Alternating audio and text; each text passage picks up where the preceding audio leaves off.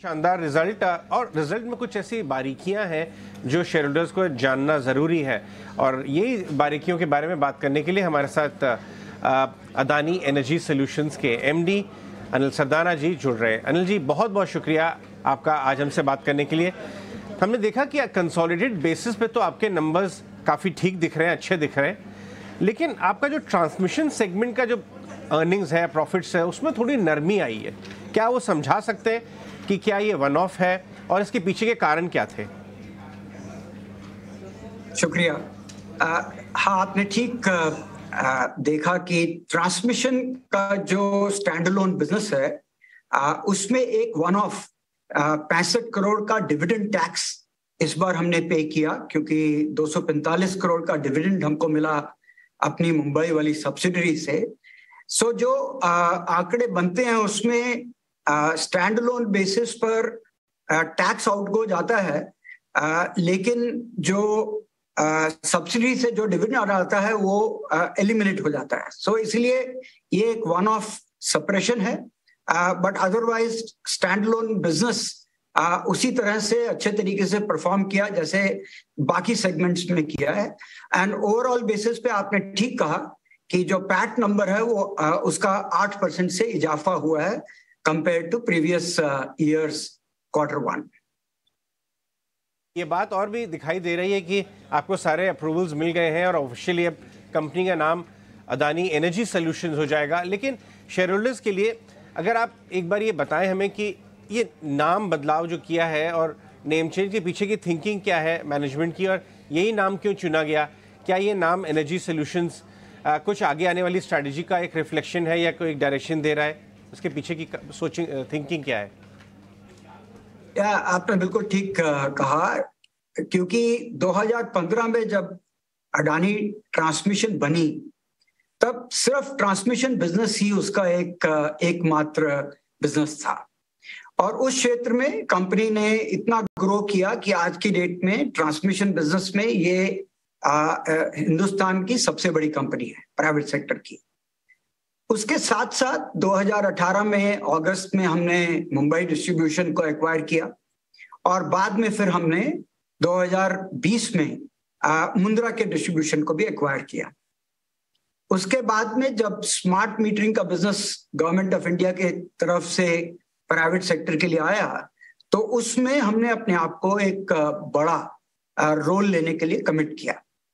और आज की डेट में मुझे बड़ी खुशी है ये बताते हुए कि ऑलरेडी हमने तकरीबन 6000 करोड़ के करीब ऑर्डर्स स्मार्ट मीटरिंग में बुक कर लिए हैं, और गवर्नमेंट का जो अनुमान है कि हम 250 मिलियन 25 करोड़ मीटर्स जो स्मार्ट मीटर्स जो हम लगवाएंगे उसमें से जो अडानी की ये कंपनी है, हमारी कंपनी जो है, ये तकरीबन 15 से 20% श्रेय लेने के लिए उसके लिए प्रतिबद्ध है।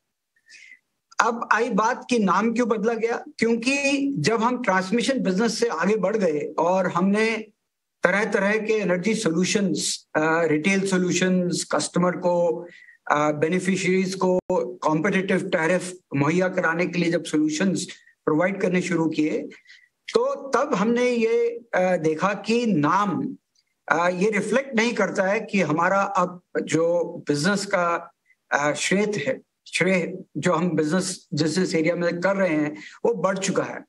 तो इसीलिए ये डिसीजन लिया गया कि name must reflect our business, तो इसीलिए वो नाम को बदला गया है। अडानी एनर्जी सॉल्यूशंस लिमिटेड अभी क्लियरली दर्शाता है कि हम हर तरह के एनर्जी सॉल्यूशंस कंज्यूमर को मुहैया कराएंगे।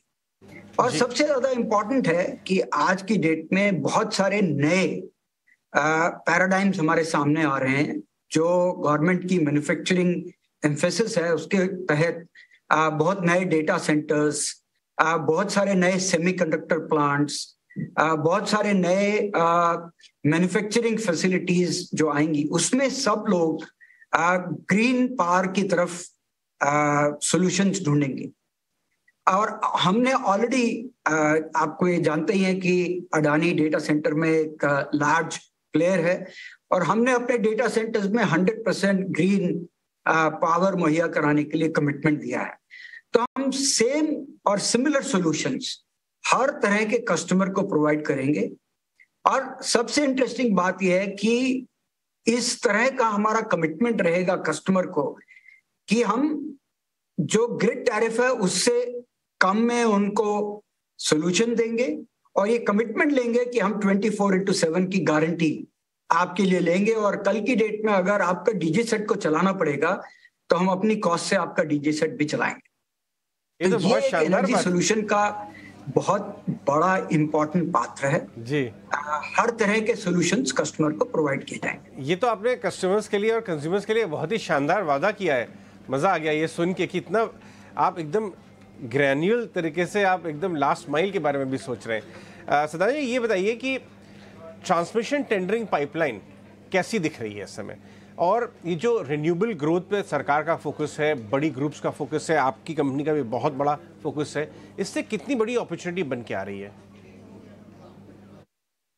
बिल्कुल ठीक कहा आपने। आज की डेट में कंट्री का रिन्यूएबल के ऊपर बहुत ज्यादा एम्फोसिस है। ये एक एनर्जी ट्रांजिशन का बहुत बड़ा प्रोग्राम है। कंट्री ने COP26 में हमारे ऑनरेबल प्राइम मिनिस्टर ने कमिटमेंट दिया था कि 2030 तक हम लोग 500 gigawatt non fossil based power लगाएंगे। आज की डेट में कंट्री में तकरीबन 110 गीगावाट पावर है, तो वहां से ये एक बहुत बड़ा कैपेसिटी एडिशन प्रोग्राम है, और वो पावर को जगह जगह पर जहां कंजम्पशन होती है वहां तक ले जाने के लिए ट्रांसमिशन एक बहुत बड़ी लिंक है बीच में।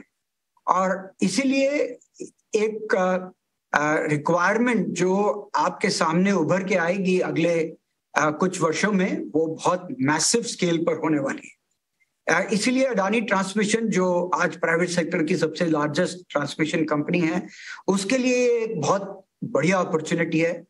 हमारे पास ऑलरेडी बहुत अच्छी ऑर्डर पाइपलाइन है, और हम आगे भी उसमें बिडिंग में पार्टिसिपेट करते रहेंगे।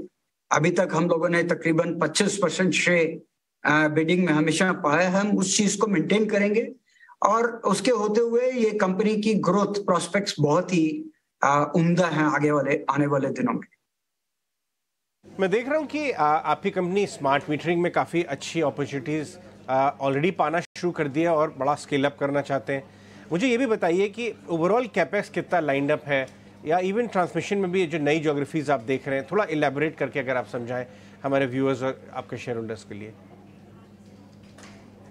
हाँ, आज की डेट में हमारे पास तकरीबन 20,000 करोड़ के ट्रांसमिशन के ऑर्डर्स ऑलरेडी एट हैंड हैं, और जो स्मार्ट मीटरिंग है उसमें जो अभी टेंडर शुरू हुए हैं उसमें तकरीबन 5800 करोड़ के ऑर्डर्स हमने ऑलरेडी हासिल कर लिए हैं 3 ज्योग्राफीज में, और आगे वाले दिनों में और इसमें इजाफा होने वाला है बेस्ड ऑन जो हमारी पोजीशंस बिडिंग में आई हैं।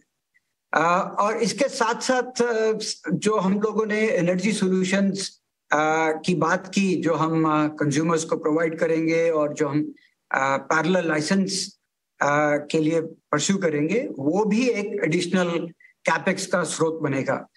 तो आगे वाले दिनों में तकरीबन 7,000 करोड़ ट्रांसमिशन बिजनेस और एग्जिस्टिंग डिस्ट्रीब्यूशन बिजनेस में होगा, और बाकी जो स्मार्ट मीटरिंग का जो बिजनेस ऑलरेडी हमने एक्वायर किया उसका एडिशनल होगा, और पैरेलल लाइसेंसेस जैसे जैसे मिलेंगे, एनर्जी सॉल्यूशंस जैसे जैसे हम एक्वायर करेंगे, उसका कैपेक्स एडिशनल होगा।